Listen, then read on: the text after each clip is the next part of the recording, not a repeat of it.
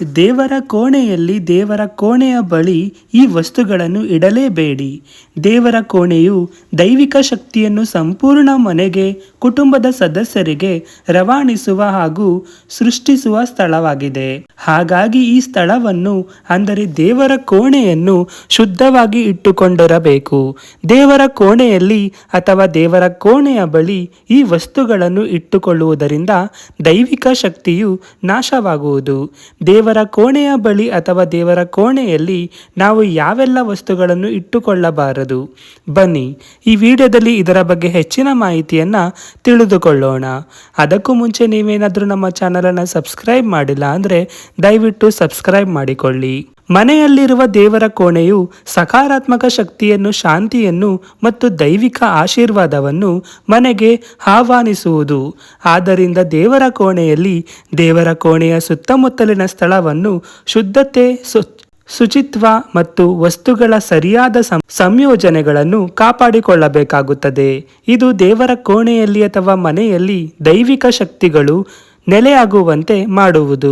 ದೈವಿಕ ಶಕ್ತಿಗಳು ನೆಲೆಯಾಗುವಂತೆ ಮಾಡುವುದು ಮಾತ್ರವಲ್ಲ, ಅದೃಷ್ಟ ಮತ್ತು ಸಂತೋಷವು ನಿಮ್ಮೊಂದಿಗೆ ಇರುವಂತೆ ಮಾಡುವುದು. ಧಾರ್ಮಿಕ ನಂಬಿಕೆಗಳ ಪ್ರಕಾರ ಅಶುಭವೆಂದು ಪರಿಗಣಿಸಲಾಗುವ ಕೆಲವೊಂದು ವಸ್ತುಗಳನ್ನು ಕೂಡ ಅವರು ದೇವರ ಕೋಣೆಯಲ್ಲಿ ಇಟ್ಟಿರುತ್ತಾರೆ. ಇವುಗಳನ್ನು ದೇವರ ಕೋಣೆಯಲ್ಲಿ ಅಥವಾ ದೇವರ ಕೋಣೆಯ ಬಳಿ ಇಡುವುದರಿಂದ ಧನಾತ್ಮಕ ಶಕ್ತಿಯ ಬದಲಾಗಿ ನಕಾರಾತ್ಮಕ ಶಕ್ತಿಗಳು ಹೆಚ್ಚಾಗುತ್ತದೆ. ಇದು ಉದ್ವಿಗ್ನತೆಯನ್ನು, ಘರ್ಷಣೆಗಳನ್ನು, ಹಣಕಾಸಿನ ಸಮಸ್ಯೆಗಳನ್ನು ಮತ್ತು ಅಪಶ್ರುತಿಯನ್ನು ಸೃಷ್ಟಿಸುವುದು. ದೇವರ ಕೋಣೆಯ ಬಳಿ ಅಥವಾ ದೇವರ ಕೋಣೆಯಲ್ಲಿ ಇಂತಹ ವಸ್ತುಗಳನ್ನು ಇಡಬಾರದು. ತುಂಡಾದ ಅಥವಾ ಹಳೆಯ ವಿಗ್ರಹಗಳು. ಕೆಲವೊಮ್ಮೆ ನಾವು ದೇವರ ವಿಗ್ರಹ ಅಥವಾ ಫೋಟೋಗಳನ್ನು ಶುಚಿಗೊಳಿಸುವಂತಹ ಸಂದರ್ಭದಲ್ಲಿ ಒಡೆದು ಹೋದರೆ ಅದನ್ನು ಹಾಗೆಯೇ ದೇವರ ಕೋಣೆಯಲ್ಲಿ ಇಡುತ್ತೇವೆ. ಅಂತಹ ತಪ್ಪನ್ನು ನೀವು ಮಾಡಲು ಹೋಗಬೇಡಿ. ದೇವರ ಕೋಣೆಯಲ್ಲಿ ನೀವು ಮುರಿದ ಅಥವಾ ತುಂಡಾದ ದೇವರ ವಿಗ್ರಹ ಅಥವಾ ಫೋಟೋವನ್ನು ಇಡಬೇಡಿ. ಇದನ್ನು ಅತ್ಯಂತ ಅಶುಭವೆಂದು ಪರಿಗಣಿಸಲಾಗುವುದು. ಹಾಳಾದ ವಿಗ್ರಹ ಅಥವಾ ಫೋಟೋವನ್ನು ಮನೆಯಲ್ಲಿ ಇಟ್ಟುಕೊಳ್ಳುವುದರಿಂದ ಕುಟುಂಬದಲ್ಲಿ ಮಾನಸಿಕ ಒತ್ತಡ, ಅಪಶ್ರುತಿ, ಕೋಪ, ಅಸ್ಥಿರತೆ ಉಂಟು ಮಾಡುತ್ತದೆ. ಇದು ಮನೆಯಲ್ಲಿ ಹಣಕಾಸಿನ ಸಮಸ್ಯೆಗೂ ಕಾರಣವಾಗಬಹುದು.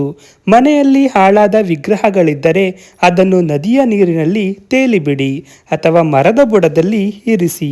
ಔಷಧಿಗಳು ಮತ್ತು ರಾಸಾಯನಿಕ ಉತ್ಪನ್ನಗಳು. ಅನೇಕ ಮನೆಗಳಲ್ಲಿ ಸ್ಥಳಾವಕಾಶದ ಕೊರತೆಯಿಂದಾಗಿ ದೇವರ ಕೋಣೆಯಲ್ಲೇ ರಾಸಾಯನಿಕ ವಸ್ತುಗಳು, ಔಷಧಿಗಳನ್ನು, ಸುಗಂಧ ದ್ರವ್ಯಗಳು, ಸೌಂದರ್ಯವರ್ಧಕಗಳು ಅಥವಾ ಇನ್ನಿತರ ವಸ್ತುಗಳನ್ನು ಇಟ್ಟುಕೊಳ್ಳುತ್ತಾರೆ. ಔಷಧಿಗಳು ಅನಾರೋಗ್ಯದೊಂದಿಗೆ ಸಂಬಂಧವನ್ನು ಹೊಂದಿರುವ ವಸ್ತುವಾಗಿದೆ. ಅಂತಹ ಸಂದರ್ಭದಲ್ಲಿ ನಾವು ಇದನ್ನು ದೇವರ ಕೋಣೆಯಲ್ಲಿ ಇಡುವುದರಿಂದ ನಕಾರಾತ್ಮಕತೆಯನ್ನು ಹೆಚ್ಚಾಗಿಸುವುದು, ಮಾನಸಿಕ ಅಸ್ವಸ್ಥತೆಯನ್ನು, ಕೌಟುಂಬಿಕ ಘರ್ಷಣೆಯನ್ನು ಮತ್ತು ಹಣಕಾಸಿನ ಸಮಸ್ಯೆಗಳನ್ನು ಹೆಚ್ಚಾಗಿಸುವುದು. ಎಲೆಕ್ಟ್ರಾನಿಕ್ ವಸ್ತುಗಳು. ದೇವರ ಕೋಣೆ ಕೇವಲ ಪವಿತ್ರವಾದ ಸ್ಥಳ ಮಾತ್ರವಲ್ಲ, ಅದೊಂದು ಶಾಂತಿಯುತವಾದ ಸ್ಥಳವಾಗಿದೆ. ಹಾಗಾಗಿ ದೇವರ ಕೋಣೆಯಲ್ಲಿ ಮೊಬೈಲ್ ಚಾರ್ಜರ್ಗಳು, ಟಿವಿಗಳು, ಸ್ಪೀಕರ್ಗಳು, ಹೋಮ್ ಥಿಯೇಟರ್ಗಳು, ವಾಷಿಂಗ್ ಮೆಷಿನ್ಗಳು ಅಥವಾ ಯಾವುದೇ ಇತರ ಎಲೆಕ್ಟ್ರಾನಿಕ್ ಸಾಧನಗಳನ್ನು ಅದರ ಬಳಿ ಇಡಬಾರದು. ಇದನ್ನು ಶುಭವೆಂದು ಪರಿಗಣಿಸಲಾಗುವುದಿಲ್ಲ. ಇಂತಹ ವಸ್ತುಗಳನ್ನು ದೇವರ ಕೋಣೆಯಲ್ಲಿ ಇಡುವುದರಿಂದ ಅಥವಾ ದೇವರ ಕೋಣೆಯ ಬಳಿ ಇಡುವುದರಿಂದ ಮಾನಸಿಕ ಶಾಂತಿಯನ್ನು ಹಾಗೂ ಆಧ್ಯಾತ್ಮಿಕ ಕಂಪನಗಳನ್ನು ನಾಶ ಮಾಡುವುದು. ಇದು ಕುಟುಂಬದಲ್ಲಿ ಉದ್ವೇಗವನ್ನು ಸೃಷ್ಟಿಸುವುದು. ದೇವರ ಕೋಣೆಯ ಸುತ್ತಮುತ್ತ ನೀವು ಆದಷ್ಟು ಶಾಂತತೆಯನ್ನು ಕಾಪಾಡಿಕೊಳ್ಳಿ. ಶೂ ಮತ್ತು ಕೊಳಕು ಬಟ್ಟೆ. ಮನೆಯಲ್ಲಿ ಸ್ಥಳಾವಕಾಶದ ಕೊರತೆಯಿಂದ ಅನೇಕ ಜನರು ದೇವರ ಕೋಣೆಯ ಅಕ್ಕಪಕ್ಕದಲ್ಲಿ ಶೂಗಳನ್ನು, ಕೊಳಕಾದ ಬಟ್ಟೆಗಳನ್ನು ಇಡುತ್ತಾರೆ ಅಥವಾ ಒಗೆಯುವುದಕ್ಕಾಗಿ ಇಟ್ಟಿರುವ ಬಟ್ಟೆಗಳನ್ನು ದೇವರ ಕೋಣೆಯ ಬಳಿ ಇಡುತ್ತಾರೆ. ಈ ತಪ್ಪನ್ನು ಮಾಡುವುದರಿಂದ ಮನೆಯಲ್ಲಿರುವ ಸಕಾರಾತ್ಮಕ ಶಕ್ತಿ ತ್ವರಿತವಾಗಿ ನಾಶವಾಗುತ್ತದೆ. ಶೂಗಳು ಮತ್ತು ಕೊಳಕು ಬಟ್ಟೆಗಳು ನಕಾರಾತ್ಮಕ ಶಕ್ತಿಯನ್ನು ಹರಡುತ್ತವೆ. ಇದು ನಿಮ್ಮ ಮನೆಯಲ್ಲಿ ಉದ್ವಿಗ್ನತೆ ಮತ್ತು ಸಂಘರ್ಷವನ್ನು ಹೆಚ್ಚಿಸುತ್ತದೆ. ಅಂತಹ ವಸ್ತುಗಳು ದೇವತೆಗಳ ಶಕ್ತಿಯನ್ನು ಅಡ್ಡಿಪಡಿಸುತ್ತವೆ ಮತ್ತು ಮನೆಗೆ ಬಡತನವನ್ನು ತರುತ್ತವೆ ಎನ್ನುವ ನಂಬಿಕೆ ಇದೆ.